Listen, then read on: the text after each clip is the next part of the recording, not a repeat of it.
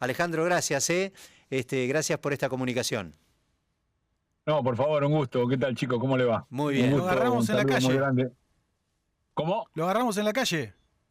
Estamos militando. Ah, Somos ahí está. humildes militantes. Hagamos un reality show a todo el partir de día. acá. A partir de acá un reality, el detrás de cámara de la campaña. Hoy se televisa todo, Alejandro, ¿viste? Nosotros ya estamos grandes y estamos con esto de que parece que ahora la reformulación de los segmentos periodísticos son en formato streaming, esas Claro, cosas que inventemos. también estamos aprendiendo o qué sé yo, relacionándonos nosotros con esta nueva forma también de comunicar. Pero bueno, el objetivo de la comunicación es el mismo que siempre nos ocupó a quienes estamos acá en el Grupo Cielo, que es entender algunas cuestiones que definen en términos de la problemática a la provincia de Buenos Aires. Y en este caso, Alejandro, va a tener una elección, que es la que se viene, la del 7 de septiembre, bastante particular. Por primera vez la provincia decide de manera... no nos vamos a meter en esa discusión que ya pasó sobre si valía o no la pena dividirlo y demás, pero por primera vez la provincia va a elegir solo a sus referentes para el ámbito de la legislatura. ¿Qué es lo que te parece a vos que está en juego? Es esta propuesta que le proponemos a todos para arrancar la charla, Alejandro. Bueno, indudablemente digamos, es una propuesta nueva, nunca se vivió en la provincia de Buenos Aires. Están las dudas de qué va a suceder y únicamente nos van a quitar las dudas eso el día 8 de septiembre cuando veamos los resultados de alguna forma, porque uno lo que puede pensar también acá es, ¿la gente va a votar sello, va a votar frente o va a votar nombre? Porque en realidad no va a haber figuras nacionales en la boleta. ¿Y vos qué crees que va a pasar?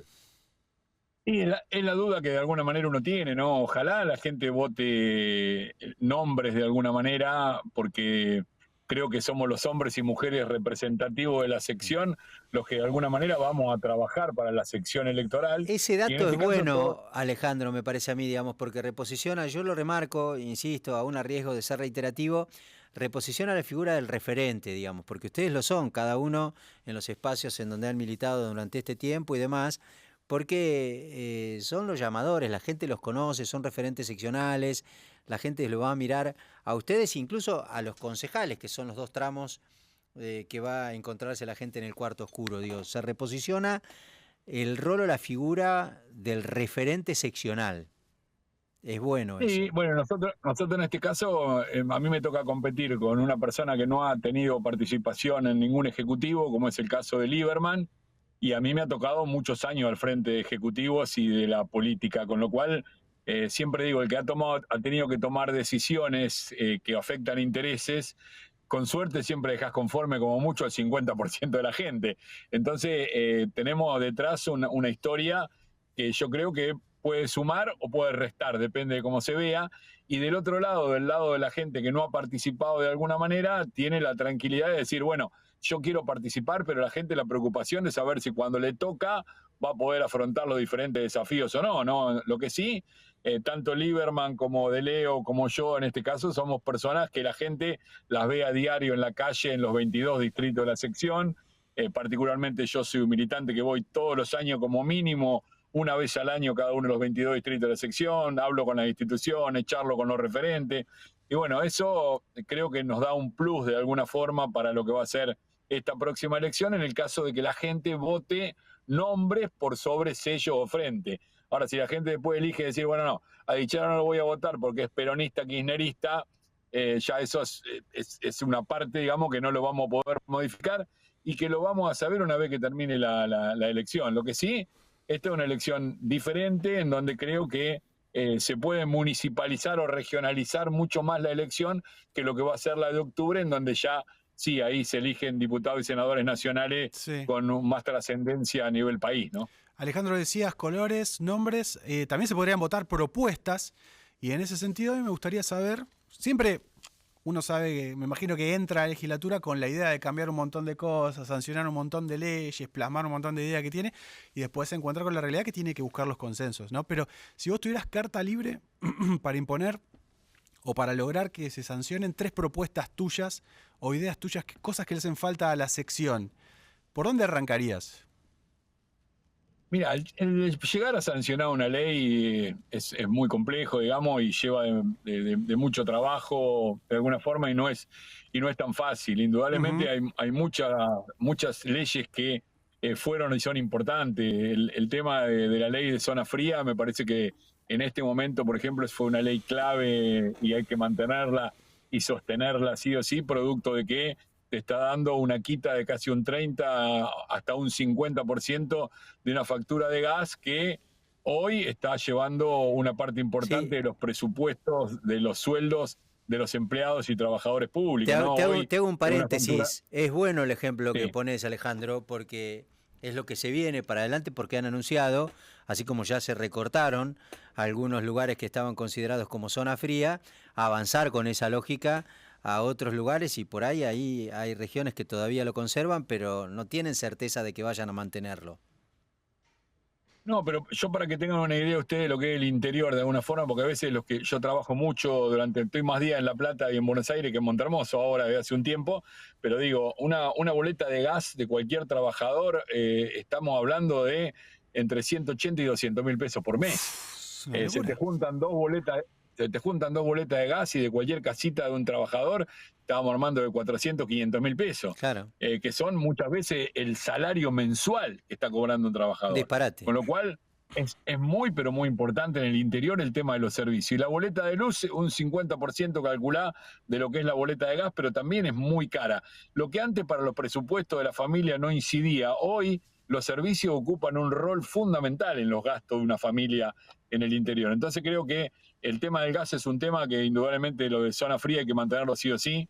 El tema de viviendas es la gran preocupación de todo el interior de la provincia de Buenos Aires y creo que en eso la sexta sección tiene una necesidad muy, pero muy grande también, por lo cual el tema del procrear yo creo que hay que recrearlo de alguna manera y si pudiéramos legislar sobre eso, creo que es una materia que tenemos que hacerlo.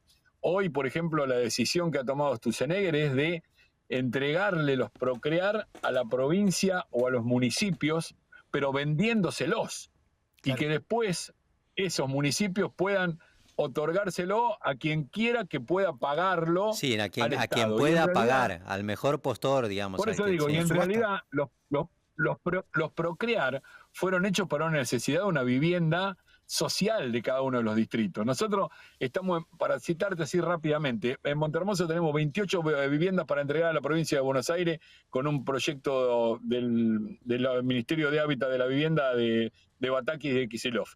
Se anotaron 900 personas en Montermoso para 28 viviendas para el sorteo. Calculá la necesidad que hay. Eso lo potenciás a todos lados.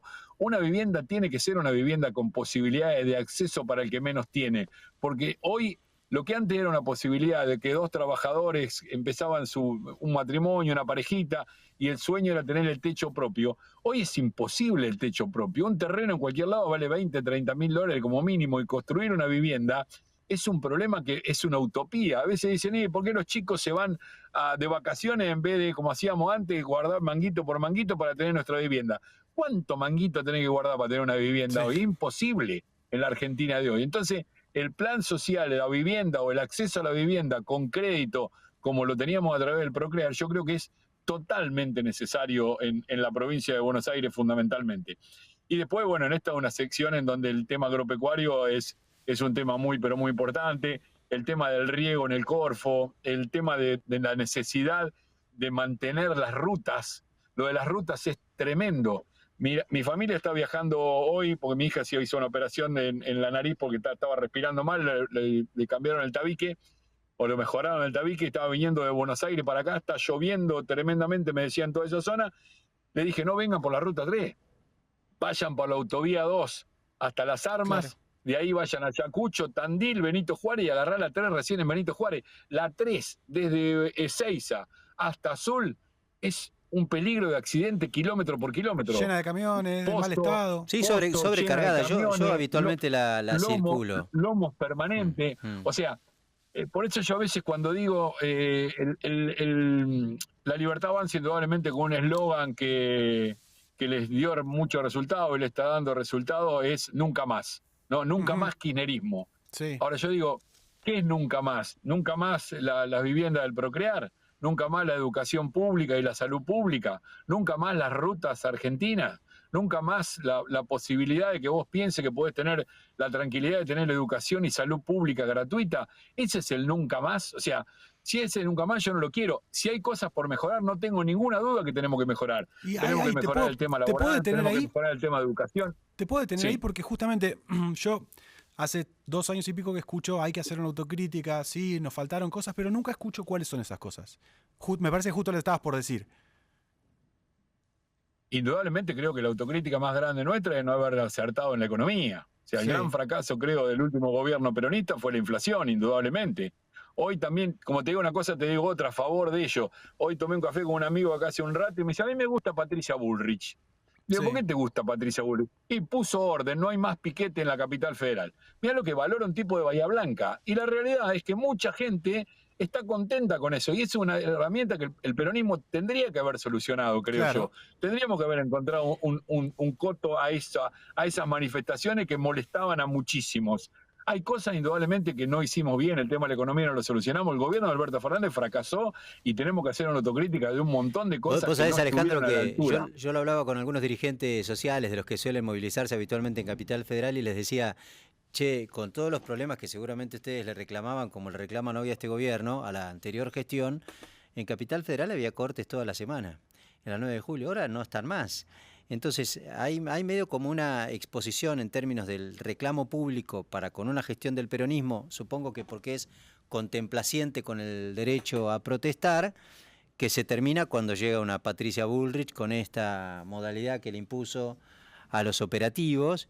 Y es cierto lo que vos decís, hay mucha gente que lo ve como una virtud a esto de que se terminaron los piquetes, aun cuando ni siquiera les toque, porque vos comentabas algo que te dijo un amigo de Bahía Blanca, digamos. Es buenísima. No es alguien de los que atraviesa la 9 de julio todos los días. Pero el otro amigo que estaba con nosotros dice, ¿a vos qué te importa el piquete en el 9 de julio? Y no, sí, le importa, porque indudablemente hay muchos trabajadores que le prohíben la posibilidad del acceso a llegar temprano o a horario a un trabajo, y por qué nos cortan la libertad de la circulación. O sea, ¿Vos crees, Alejandro, que todas estas cosas que vos decías que son un problema en serio porque repercuten en el bolsillo de los habitantes del interior? Nosotros estamos acá, pero también venimos del interior, digamos, yo soy de Tapalqué, justo en el centro de la provincia de Buenos Aires. Naturalmente hace muchos años que estoy radicado en la zona, pero vuelvo cada tanto a mi pueblo. Volví este fin de semana, vi un barrio maravilloso a estrenar y digo, che, qué bueno que existan este tipo de cosas. Vos hacías un repaso de muchas medidas que ha ido tomando este gobierno que repercuten en el bolsillo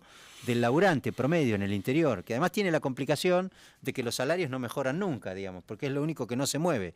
Parece que el Estado presente ahí sí tiene que estar pisando los salarios todo el tiempo. Pero también advierto, o por lo menos eso anticipan las encuestas, que hay un sector importante del electorado, incluso en la provincia de Buenos Aires, que sostiene este gobierno. ¿Por qué te pensás que ocurre eso? Yo creo que hay paritarias que se han dado en algunos municipios que están por encima de la inflación. Hay municipios que han actualizado, hay otros que no, pero digo, hay algunos municipios que han actualizado y empleados municipales que cobran medianamente bien. Yo creo que se ha vendido de alguna manera. Hay una estigmatización tan grande fundamentalmente del kirchnerismo, me parece a mí, que es como que todavía hay muchos que han votado a este gobierno y que lo que los sostiene, es decir, con tal de que no vuelvan los kirchneristas, hay que sostener esto. Lo he escuchado. Y esto va a ser hasta que el agua los tape, indudablemente, y ahí va a pasar lo que pasó en el 2001 seguramente, y ahí empieza el descreimiento total. Y el ¿Cuándo cambia esa? ¿Cuándo llega la crítica? Lo estuve viendo recién en las marchas en el Congreso. Gente que dice, yo voté a Milei, me gusta lo que está haciendo, pero ahora se metió con mi hijo, por ejemplo. Claro, cuando con le mi toca, hijo sí, que tiene una discapacidad. Sí. Ahora se metió... Lo colectivo se pierde mucho de vista. Cuando es personal, cuando yo soy el que vuelca en la ruta porque la ruta estaba hecha pelota, ahí veo las rutas. Cuando pierdo la pensión de mi hijo o la escuela de mi hijo, ahí veo la discapacidad.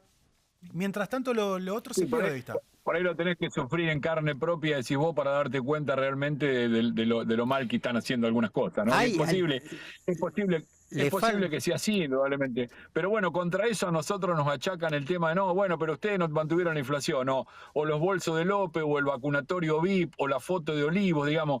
y el peronismo también es como que se metió para adentro y dejó de salir a militar, de ganar la calle, de no tener vergüenza de decir que somos peronistas y de decir, sí, está bien, con muchas Pero cosas nos equivocamos hay como y la debates, hicimos mal. hay como Pero debates que hay muchas cosas buenas nuestras sí, también. hay como debates que el peronismo no se permite y hay algunas versiones, incluso se lo escuché a la propia expresidenta, que es una referente y además a esta altura lo que dice la expresidenta casi como que habilita a que sectores que por ahí no pensaban o tuvieran esa visión empiecen a revisarla.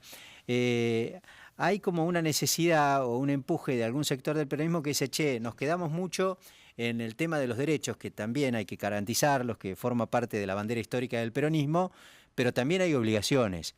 No hay obligaciones que se hayan atendido en su momento, o reformas que tienen que ver, qué sé yo, con algunas reformas, a veces le tienen miedo un sector del peronismo, lo hablaba con un dirigente que es economista del peronismo que me decía, hay algunas reformas al régimen laboral que nosotros le tenemos miedo y por ahí no queremos avanzar en ese sentido, pero que son saludables para el sistema porque hubo muchos avances. Bueno, hay que permitirse ese tipo de discusiones.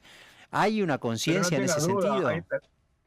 Yo creo que la reforma laboral es necesaria y era necesaria llevarla a cabo y la tenemos que llevar a cabo. A la reforma educativa, tenemos que hacer una reforma educativa indudablemente y hace falta llevarlo adelante. Una reforma en el sistema de salud también. Nos tenemos que ayornar mucho a lo que es el mundo hoy y hacer algunos cambios que son necesarios absoluta y totalmente. Pero bueno, también para eso tenemos que salir de este tema de la grieta tan grande que hay, en donde es blanco-negro, tratar de empezar a buscar los consensos. Yo me acuerdo, digamos, nosotros podíamos discutir, en mi época de más adolescente, discutía con un radical de alguna forma, pero después me iba a tomar un café y de alguna manera, a veces, hasta cuando fui presidente del Consejo Deliberante de Montehermoso, el concejal de la oposición a mí en Montehermoso me decía estudiar todas las ordenanzas porque tenía que saberla de pe a pa, porque si no el tipo me las corregía y me bailaba. Y eso ayudaba a que uno crezca y mejoraba también la calidad de vida de la gente con propuestas que a lo mejor vos no sos el dueño de la verdad absoluta y podés copiar de otro lado. No todo es tan malo lo anterior, ni todo es tan malo de lo del otro. Y me parece como que tenemos que tratar de empezar a buscar consenso entre las partes y entre los partidos políticos y entre los dirigentes para poder lograr las cosas que hoy la gente nos está reclamando y nos está demandando, que si no las hacemos entre todos es muy difícil hacerlas individualmente. Alejandro, lo cierro sobre el motivo de la convocatoria, de la invitación a hablar con nosotros, que es la integración de la legislatura. ¿La conocés? Porque estás ahora, porque sí, te proponés, digamos, como para revalidar un lugar allí y demás. ¿Cómo te imaginás la legislatura a partir del 10 de diciembre, que saldrá de la elección del 7 de septiembre próximo? Mucho más fragmentada entre dos frentes, digamos, de alguna manera, ¿no? Yo creo que, o sea, el PRO prácticamente quedó todo dentro de lo que es, o una gran parte quedó dentro de lo que es la Libertad Avanza, y Fuerza Patria indudablemente va a tener entre el Frente Renovador, el Movimiento al Futuro y el PJ camporista, vamos a tener el bloque indudablemente más importante. Con lo cual, yo creo que va a haber una oposición muy fuerte de los libertarios, y vamos a tener que tratar de buscar mucho consenso y mucho diálogo para tratar de sacar las cosas adelante. Yo creo que nosotros tenemos un futuro grande, que hay renovación dentro del peronismo, por ahí, por más que muchos digan, el peronismo, recién veía algunos economistas que estaban diciendo, unos analistas políticos que estaban diciendo que le falta renovación al peronismo. El peronismo yo creo que tiene una gran renovación en intendentes, en intendentas, en dirigentes. No se nos mide con la misma vara que los otros, digamos, los libertarios hoy lo que están mostrando de cara son en muchos casos gente que ni siquiera tuvo lugar dentro del peronismo y que están ocupando lugares hoy importantes dentro del gobierno libertario o del Frente Libertario. Y lo que tienen en el gobierno es más de lo que ya estuvieron, que fracasaron con gobiernos anteriores. Y se nos están indicando a nosotros la necesidad de tener referentes nuevos. Creo que hay un recambio que es muy importante dentro del peronismo, que se está produciendo, y creo que para lo que viene de la legislatura particularmente vamos a necesitar tener un trabajo artesanal de mucho diálogo con la oposición, con dos frentes que van a ser los mayoritarios, que me parece que van a ser el de Fuerza Patria y el de la Libertad Avanza. Alejandro, gracias por estos minutos. No, por favor, un abrazo grande para todos. Adiós, que te vaya bien. Bueno, Alejandro Di Chiara, ex intendente de Montehermoso, legislador y primer candidato a diputado provincial por la 6ª sección electoral. Y expresidente de la Cámara de Diputados y expresidente del Consejo Deliberante. Muchos títulos tiene. Sí, es cierto.